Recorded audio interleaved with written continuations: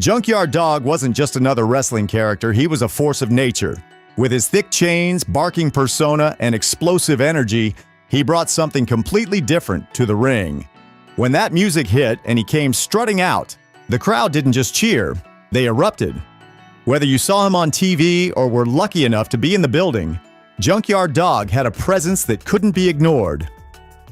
But what made him so memorable wasn't just the growl or the headbutts. It was the way he connected. Kids, adults, people from all walks of life, everyone rooted for him. He was their hero, their fighter, their man in the ring who didn't back down. But like too many heroes in the world of wrestling, Junkyard Dog's story didn't have a happy ending. He wasn't supposed to fade out quietly, let alone die tragically on a lonely stretch of road. And yet, that's exactly what happened. One moment, he was a father, a former champion, just trying to live his life. And the next, he was gone. No cameras, no big send-off, just silence. The kind of silence that hits harder than any clothesline ever could. What went wrong? How did a man who once ruled the ring with unmatched charisma end up in the background, remembered more for his fall than his glory? This story isn't just about a wrestling gimmick. It's about Sylvester Ritter, the man behind Junkyard Dog and the slow, painful decline that too few saw coming. If you think you know his story, think again. Because behind the bark was a man carrying a weight far heavier than any chain he ever wore. Before he was Junkyard Dog, he was just Sylvester Ritter, a college football player with size, strength, and a dream. Born in Wadesboro, North Carolina, and raised in the South, Sylvester's early life was shaped by discipline and sports. He had a sharp mind, earning a political science degree, and the body of a powerhouse.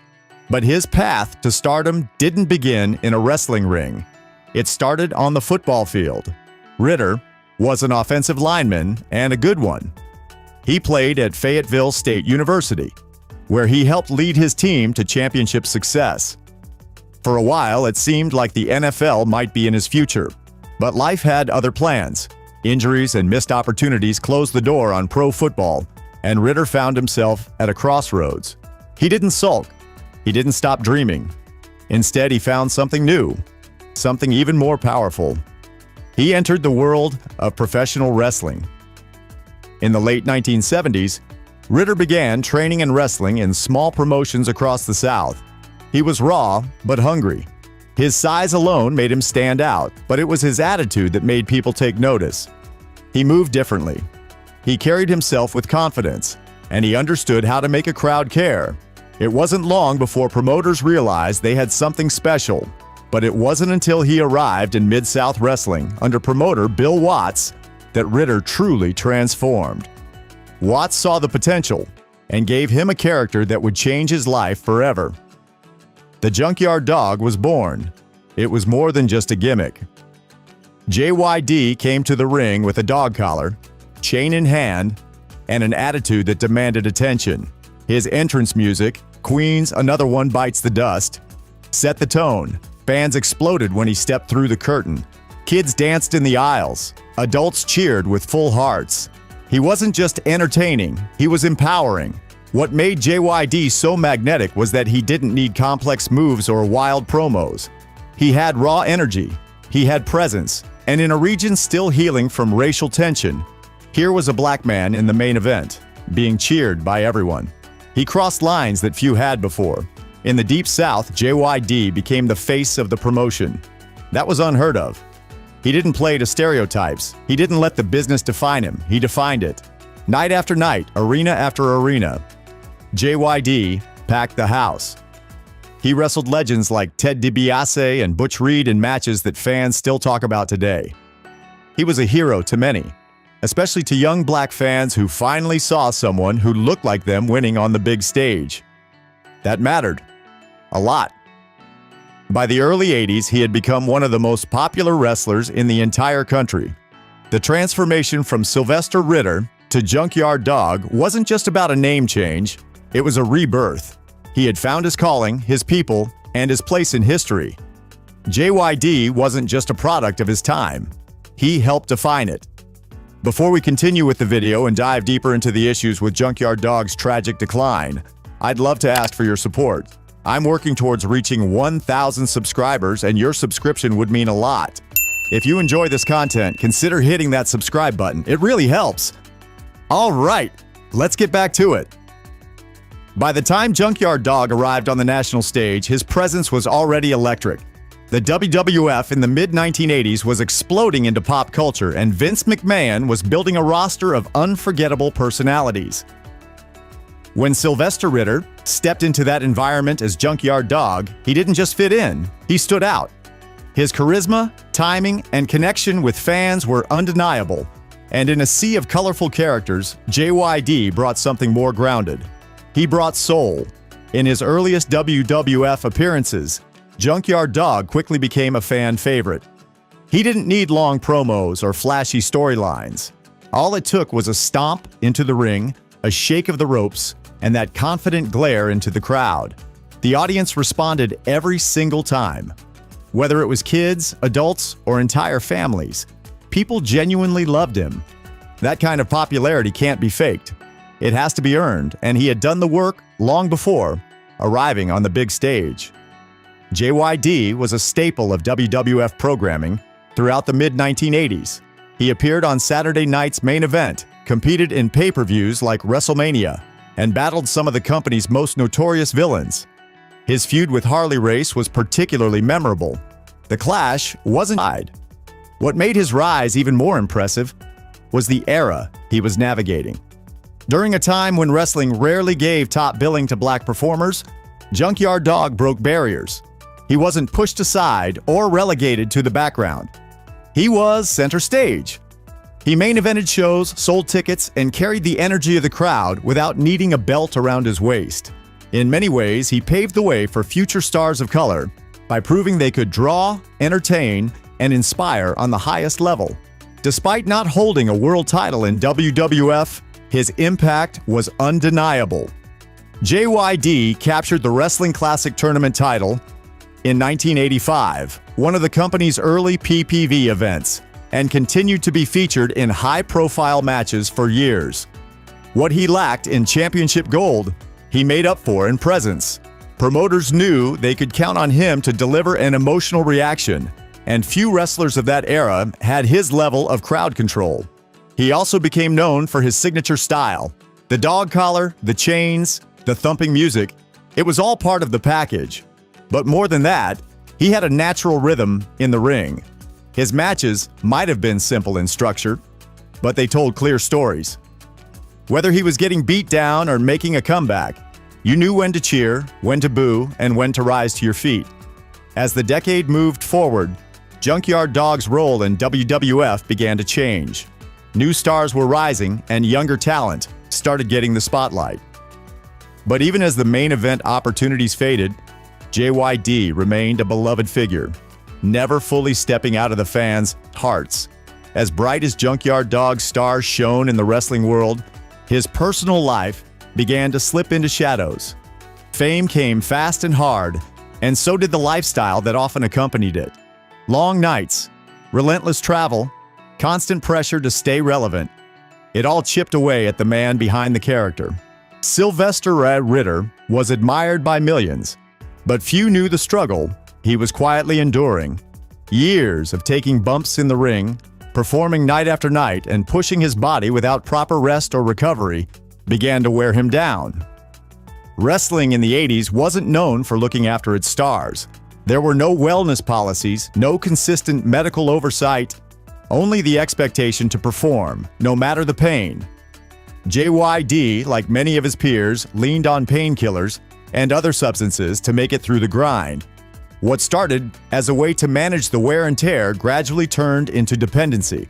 At the same time, his momentum in the ring started to slow. As new faces emerged in the WWF, JYD's role shifted further down the card. The spark that once made him the heartbeat of arenas began to fade. Not because he lost his ability to connect, but because the business moved on without sentiment. The attention, the adoration, the bookings, they all began to dwindle. Outside the ring, his personal relationships suffered. The constant road life meant limited time with family. The fame that had once been a dream became isolating. Ritter was known to be kind-hearted and generous, but as his struggles grew, so did the distance between him and the people closest to him. He became harder to reach both physically and emotionally. He found work in smaller wrestling promotions during the early 1990s, but the magic wasn't the same. The big crowds were gone, the spotlight dimmed. Fans still respected him, but the world had changed. For JYD, the applause had grown quieter, and that silence cut deeper than any fall in the ring. Even appearances that were meant to celebrate his legacy started to feel bittersweet. He'd show up for independent events, sign autographs, and smile for photos. But behind the scenes, the years of physical abuse and emotional toll had clearly taken their mark. His once mighty frame had shrunk. The bark in his voice still carried power, but the fire behind his eyes wasn't as bright. He never publicly complained.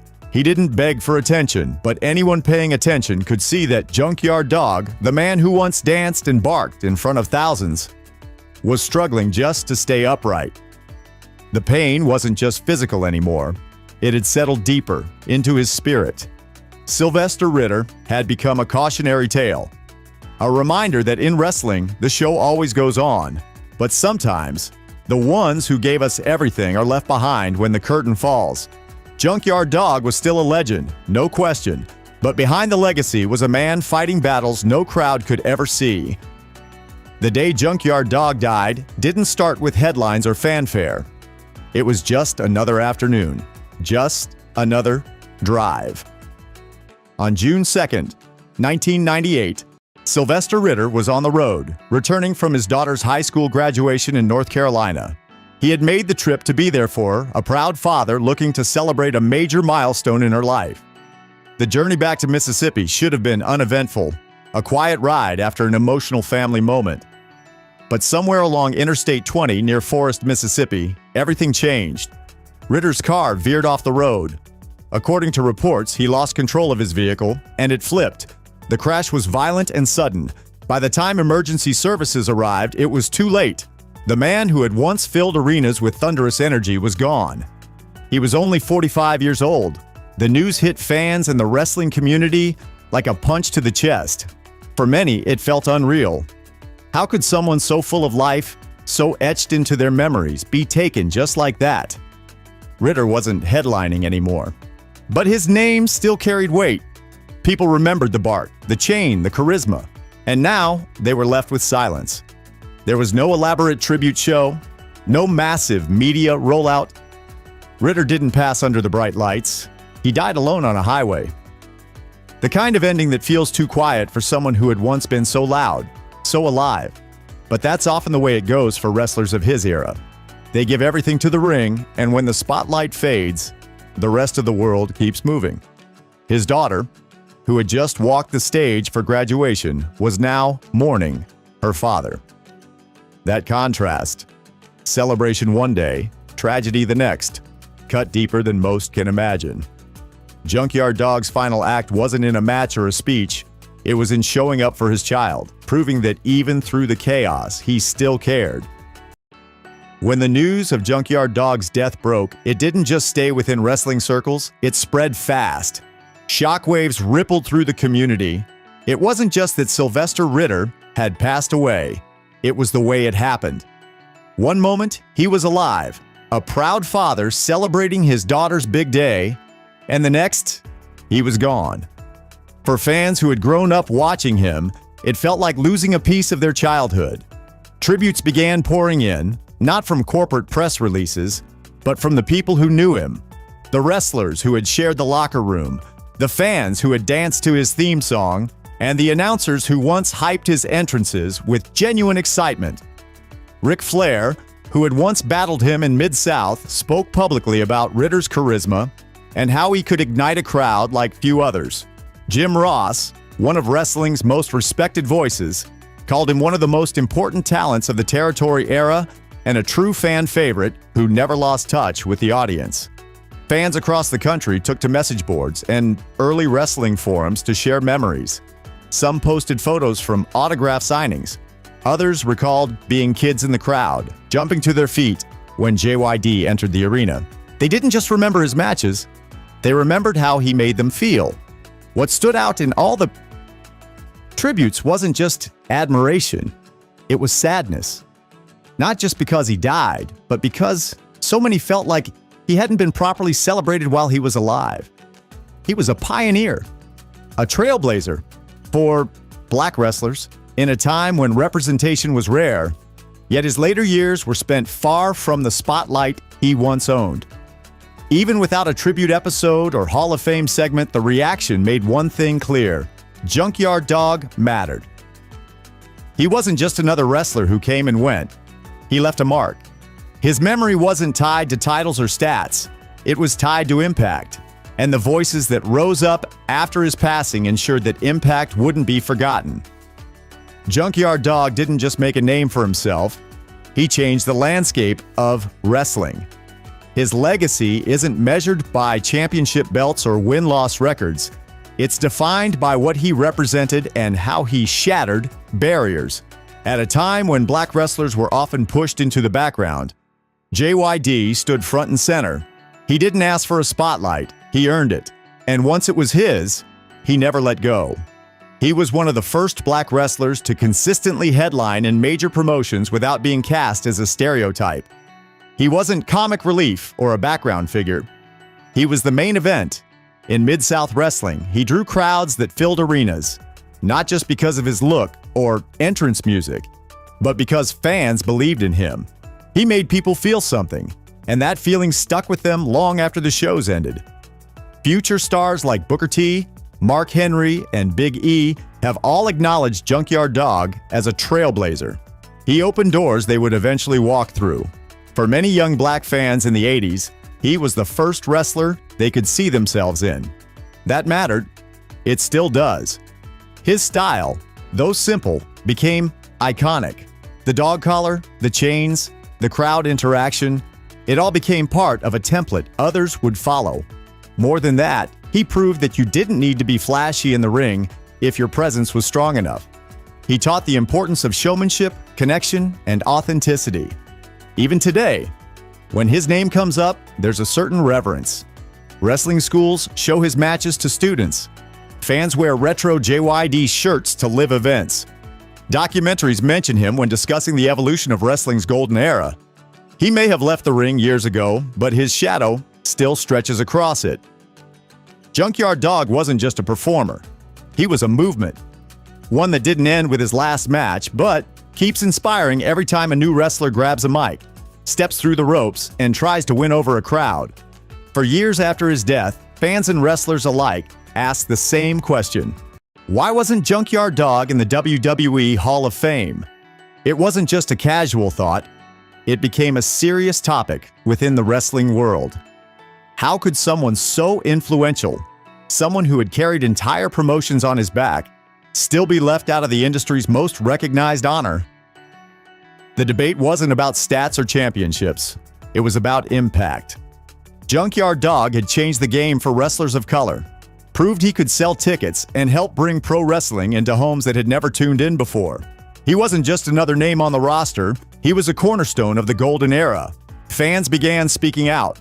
Wrestling blogs, fan sites, and interviews with retired wrestlers all made the case. Some believed the delay was simply due to WWE's tendency to prioritize headline-grabbing inductees.